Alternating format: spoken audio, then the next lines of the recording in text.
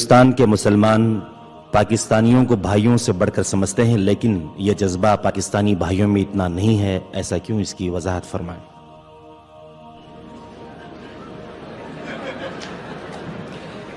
میں پورے پاکستانیوں کی یہاں پر نمائندگی نہیں کر رہا، اپنی بات کر رہا ہوں۔ سوال یہ ہے کہ آپ کو یہاں بھارت میں مسلم معاشرہ کیسے لگا اور یہ پاکستان سے کس طرح مختلف ہے؟ کم سے کم یہ بتائیں کہ یہاں مسجدوں کا منظر، نمازیوں کی تعداد، عوام کا رہن سہن وغیرہ اور دوسرے ثقافتی پہلو پاکستانیوں سے کس قدر مشترک اور مختلف ہیں، براہ کرم تفصیل سے روشنی ڈالیے۔ مجھے آپ پاکستان واپس جانے دینا چاہتے ہیں یا نہیں؟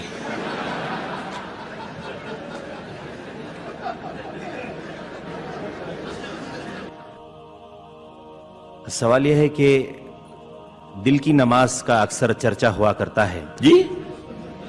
سوال یہ ہے کہ اکثر دل کی نماز کا چرچا ہوا کرتا ہے، یہ دل کی نماز کا مسئلہ کیا ہے؟ کیا یہ سچ ہے؟ میں تو واقف نہیں ہوں، آپ سے پہلی مرتبہ سنا ہے۔ یہ میں جانتا ہوں کہ نماز دل کے ساتھ پڑھنی چاہیے، دلی آمادگی کے ساتھ پڑھنی چاہیے، لیکن دل کی نماز کیا ہے یہ میرے علم میں نہیں۔ ایک اور سوال یہ ہے کہ how do I select a girl for marriage without interacting with them? آپ اپنے والدین پر اعتماد کیجئے کہ وہ آپ کے لیے بہتر سے بہتر رشتہ تلاش کریں۔ آپ ہو سکتا ہے کسی اور چیز سے وقتی طور پر متاثر ہو جائیں، پھر بعد میں روئیں۔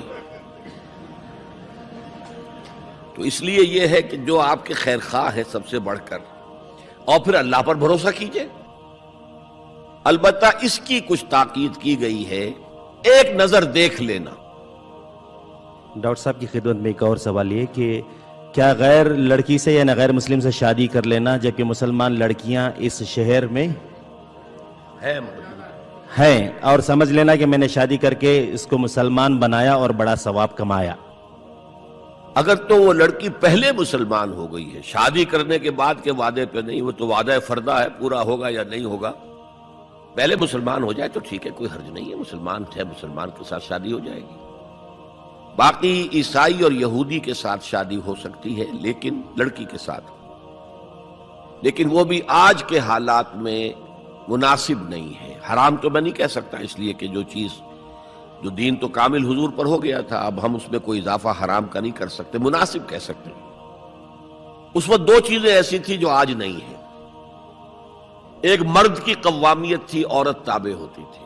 آج تو عورت قوام ہے اور مرد بیچارہ اس کا غلام ہے، اور خاص طور پر عیسائی یورپی کوئی عورت لڑکی ہے تو وہ تو سمجھتی ہے کہ ہم بڑے ترقی یافتہ ہیں، یہ جو ہے گھسیارے آ گئے، کہیں سے گھاس کاٹتے ہوئے یہاں پہنچ گئے ہیں، اور یہ تو آ کر ہمارے ہاں جو ہے روزی ڈھونڈنے کے لیے آئے ہیں۔ یہ تو عرب ممالک میں بھی کہا جاتا ہے، جو ہمارے لوگ وہاں کام کرنے جاتے ہیں، ہم مرتزقون، یہ رزق کی تلاش میں یہاں آئے ہوئے ہیں۔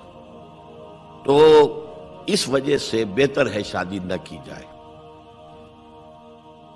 سوال یہ ہے کہ عیسائی لڑکی کلمہ پڑھ کر اسلام قبول کر کے مسلم لڑکے سے نکاح کر لیتی ہے، ایک سال بعد پھر وہ عیسائی ہو جاتی ہے، تو اب لڑکے کو کیا کرنا چاہیے اس وقت جبکہ ایک بچہ بھی پیدا ہو چکا ہے؟